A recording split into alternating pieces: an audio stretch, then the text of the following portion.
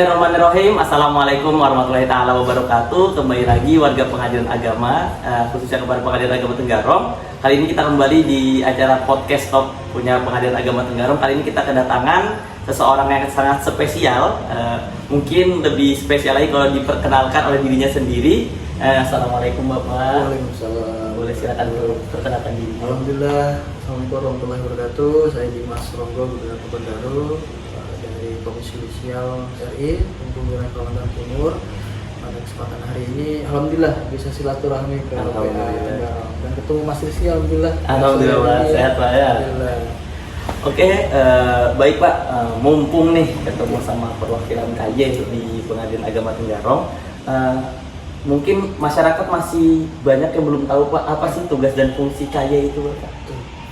Jadi kalau bicara Komisi Yudisial ini kan menarik ya, karena kalau dilihat dari berbagai lembaga negara yang ada, ketika melihat Komisi Yudisial rentan kaitannya misalnya seperti KPK, Komisi Pemberantasan Korupsi. Komisi Yudisial ini apa? Nah, masyarakat juga pasti akan bingung kalau Komisi Yudisial apakah sama seperti KPK atau tidak. Ternyata beda. Oh beda. Bedanya salah satunya kita di pasal 24B Undang-Undang Dasar Negara Republik Indonesia tahun 1945 diatur bahwa lembaga negara salah satu itu adalah Komisi Yudisial. Jadi KY itu masuk dalam ranah lembaga negara yang setingkat dan setara dengan Presiden, Wakil Presiden, BPK, Mahkamah Agung, Mahkamah Konstitusi, dan seterusnya. Ini yang menarik. Salah satu tadi Mas Rizky tanya apa kewenangannya. Nah, ini juga yang menjadi salah satu upaya kita untuk memberikan edukasi publik. Bahwa yang salah satunya adalah memberikan pelayanan publik untuk permohonan masyarakat terkait permohonan pemantauan persidangan. Jadi ketika ada hal-hal terkait di persidangan yang perlu dipantau terkait dengan kode etik dan perilaku, kita akan hadiri. Terus kemudian juga ada pelayanan publik untuk penerima laporan masyarakat terkait dugaan pelanggaran kode etik pedoman perilaku. Karena memang KY ini fokusnya ke hakimnya. Kalau di hakim memang kami adalah pengawas eksternal di luar. Nah, sama seperti di daerah, kami di Kaltim juga diatur dalam peraturan KY nomor 1 tahun 2017 di pasal 7 juga menyebutkan bahwa kita juga melakukan pelayanan publik yang sama seperti di pusat, yaitu melakukan pemantauan persidangan sekaligus juga menerima pelaporan masyarakat terkait dugaan pelanggaran kode etik pedoman perilaku. Barangkali itu maksudnya. Oke. Pak, terkait ini misalkan masyarakat tadi ada salah satunya pengaduan masyarakat ya. Misalkan masyarakat ingin melaporkan itu kemana sih Pak? Adakah website resminya atau ada kantor cabang di sini? Betul. Jadi kalau di era digital sekarang ya, Mas Rizky ya, kita juga mengamati kalau PA Tenggarong ini kan lompatan transportasi digital ini luar biasa. Sampai dapat informasinya sampai keterbukaan informasi sudah terakui lah ya secara publik. Dan kami juga merasa bahwa ini penting juga ketika di era COVID yang serba teknologi digital, kita juga buka pengaduan lewat online atau di website Komisi Yudisial .co.id bisa dibuka, bisa dilengkapi persyaratan dan juga umum. Terus kemudian secara offline itu ada 2, kita bisa ke daerah yang khususnya di Kalimantan Timur di Jalan Slamet Riyadi nomor 02 Kelurahan Lorong, Kecamatan Sungai Kujang, tepatnya di Kota Samarinda, samping Masjid Islamic Center persis. Oke, lebih tepatnya samping Masjid Center bisa datang ke sana melakukan konsultasi sekaligus nanti pengisian form administrasi.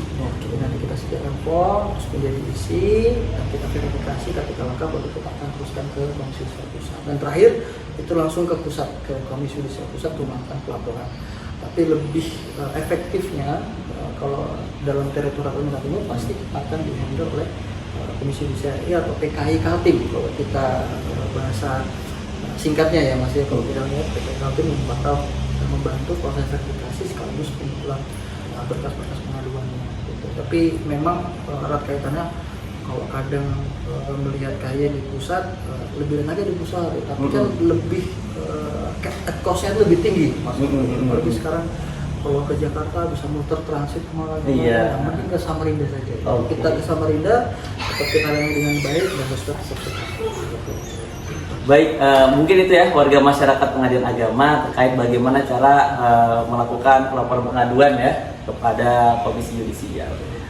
Selama ini Pak, selama melakukan pengawasan khususnya di Pengadilan Agama Tenggarong, bagaimana Pak kualitas pelayanan Pengadilan Agama Tenggarong ini Pak? Lebih kepada hakim-hakimnya Pak ya? Kalau dalam konteks pengawasan kita sudah jelas bahwa kami berdiri dalam posisi standing position yang netral. Yang netral, kita tidak boleh berpihak kemanapun. Khususnya juga kayak pusat, kita di daerah juga tidak akan pernah mau ketika ada intervensi dari pihak pusat. Karena objektivitas itulah yang kita jaga. Sama kemudian dengan Badan Peradilan yang Mahkamah Agung, kita juga sama. Kalau kemudian misal ke PA Tenggarong ataupun ke manapun itu, kita juga sama menerapkan hal itu terkait tentang alur pengaduan, intensitas pengaduan dari masyarakat ke Badan Peradilan ataupun kemudian khususnya ke PA Tenggarong. Ya sampai detik ini kita masih belum mendapatkan informasi terkait untuk pengaduan, karena memang erat kaitannya kalau kita pelayanan publik ini kan lebih ke menunggu bola. Jadi ketika ada masyarakat mencari keadilan yang ingin melaporkan atau mengadu atau memberikan atau meminta konsultasi, ya kita melayani. Walaupun memang kadang kita juga menjemput bola dengan melakukan sosialisasi di publik. Tapi untuk sampai saat ini ya kita belum mendengar dan juga belum menerima bahwa di PA Tenggarong ada hal-hal terkait secara objektif itu pengaduan-pengaduan terkait yang terbukti melakukan pelanggaran kode etik dan Alhamdulillah. Ya mudah-mudahan bukan hanya dalam konteks objektifnya, tapi secara subjektifnya dari majelis hakim ataupun hakim di PA Tenggarong memang sudah menjaga dan mengusahakan itu ke depan agar kode etik itu bukan hanya ya kalau kita bisa bilang bukan buku saku yang dibawa ketika dikacakin, tapi juga sudah merasuk dalam jiwa dan raga sosok hakim yang ada di PA Tenggarong barangkali. Terakhir Mas, kami keluarga besar Pengadilan Agama Tenggarong sedang berjuang. Alhamdulillah kemarin kita sudah mendapat WBK, sekarang kita ingin menuju menggapai WBBM. Mungkin dari Mas Dimas bisa memberikan doa dan dukungannya. Ya, karena kalau appreciate tertinggi pengadilan itu kan WBK, WBBM itu luar biasa. Kalau menurut saya yang karena di PA Tenggarong menerapkan konteks keagamaan ya, saya cuma titip salam ya, tetap hamazah, tetap semangat, dan juga tetap yakin bahwa ahsan amal untuk memberikan yang terbaik untuk masyarakat, pelayanan maupun bahkan di internal sistem, dan juga memaksimalkan para karena WBB tadi yang birokrasi bersih ini juga tantangan menurut saya bagi PA Tenggarong. Tapi kalau melihat dari situasi yang ada, ya mudah-mudahan PA Tenggarong akan terus menjaga prestasi dan meningkatkan prestasi setiap ini. Amin. Barangkali itu Mas Rifki. Sukses selalu pokoknya. Pak Dimas, sebelum kita tutup podcast top kali ini, kita itu ada jargon Mas. Namanya Pengadilan Agama Tenggarong top.